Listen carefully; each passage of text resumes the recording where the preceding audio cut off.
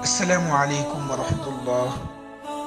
نبی کریم صلی اللہ علیہ وسلم کا ارشاد گرامی ہے، اور جب اللہ تعالیٰ کے خوف اور اس کی ہیبت سے کسی بندے کے رونگٹے کھڑے ہوتے ہیں تو اس وقت اس بندے کے گناہ ایسے جڑتے ہیں جیسے کہ کسی پرانے سوکھے درخت کے پتے جڑ جاتے ہیں۔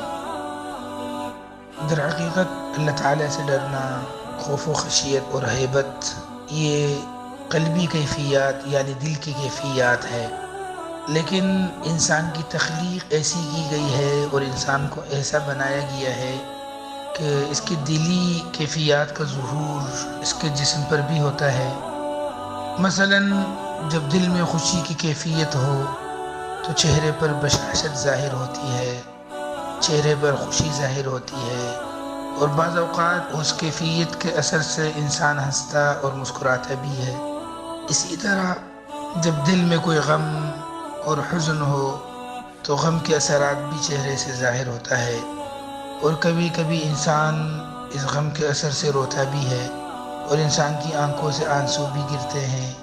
اسی طرح جب دل پر اللہ سبحانہ و تعالیٰ کی خشیت اور ہیبت کی کیفیت طاری ہو تو جسم پر اس کا اثر یہ ظاہر ہوتا ہے کہ سارے بدن کے رونگٹے کھڑے ہو جاتے ہیں۔